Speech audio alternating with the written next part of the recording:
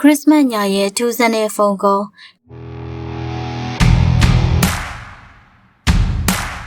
ခရစ်စမတ်ညဆိုတာမိသားစုတွေဆွန်ဆွန်လင်းလင်းနဲ့ပျော်ရွှင်စရာကောင်းတဲ့နှွေးထွေးမှုအပြည့်ရှိတဲ့ညတညပေါင်းဒါပေမဲ့အားလုံးပျော်ရွှင်နေတဲ့အချိန်ဖုန်းတကောဝင်လာပြီးတော့မနေ့ဖြန်မှာမိတ်ဆွေရဲ့မိသားစုဝင်တယောက်တေဆုံးတော့မယ်လို့ကြိုတင်သတိပေးလာခဲ့ရင်ဘယ်လိုခံစားရမလဲ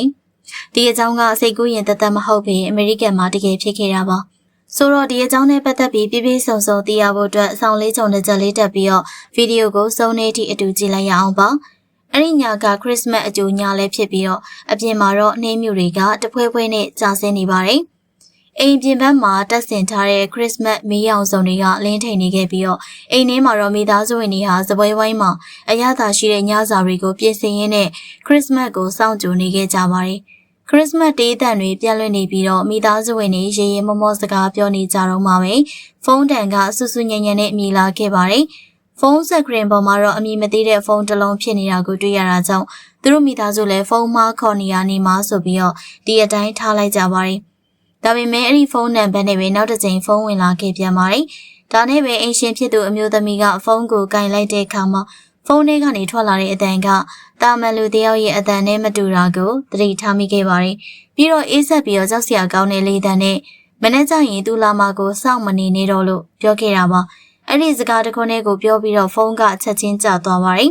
အိမ်ထဲမှာရှိတဲ့မိသားစုဝင်တွေအားလုံးလည်းတယောက်မျက်နှာတယောက်ကြည့်ပြီးတော့စွန့်အားသွားကြပါတယ်ဘသူကိုမဆောင်နဲ့လို့ပြောတာလေဖုန်းမခေါ်ရလားဒါမှမဟုတ်တယောက်ယောက်ကစားနောက်ပြီးတော့ခေါ်ရလားဆိုတာသိဖို့အဲ့ဒီနံပါတ်ကိုပြန်ခေါ်ကြည့်ရဲ့အခါမှာ operator ကအဲ့ဒီနံပါတ်ဟာတက်ဆင်ထားခြင်းမရှိပါလို့ပြောပါတယ်သူတို့တွေလည်းစိတ်ထဲမှာမတိမ်မကျနဲ့စိုးရိမ်စိတ်ကိုဖျောက်ပြီးတော့ညစာဆက်စားခဲ့ကြပါတယ်လက်ဆောင်တွေအပြန်လန်ပေးရင်းနဲ့အဲ့ဒီထူးဆန်းတဲ့ဖုန်းကောကိုလည်းမေးမေးပြော့ပြော့ဖြစ်သွားကြတာပေါ့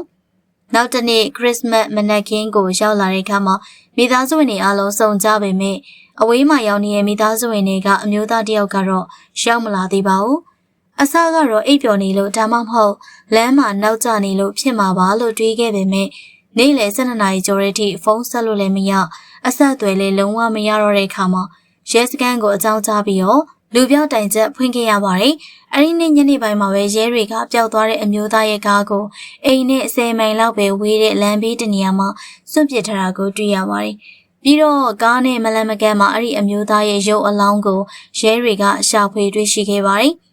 ကားထဲမှာရုံးရင်းဆန်ခတ်ဖြစ်တာမျိုးမတွေ့ရသလိုအလောင်းကိုစစ်ကြည့်တော့လေသူ့ရဲ့ခန္ဓာကိုယ်မှာပြင်ပတန်ရာလုံးဝမရှိသလိုအစိတ်အတောက်မိထားတာမျိုးလည်းမတွေ့ရပါဘူး။မှုခင်းဆရာဝန်ရဲ့ခံမှန်းချက်အရသူဟာခရစ်စမတ်အကြိုညမှာတေဆုံးသွားခဲ့ရလို့သိရပါတယ်။မိသားစုဝင်တွေကအဲ့ဒီနေ့ညကသူတို့စီထူးဆန်းတဲ့ဖုန်းတစ်ခုဝင်လာတဲ့အကြောင်းပြောတဲ့အခါမှာရဲတွေကအသေးအတန်လိုက်လံစုံစမ်းခဲ့ကြပါတယ်။ဒါပေမဲ့ digital မှတ်တမ်းတွေ operator တွေကိုစစ်ဆေးကြည့်တဲ့အခါမှာအဲ့ဒီဖုန်းနံပါတ်ကကမ္ဘာပေါ်မှာဘယ်တော့မှ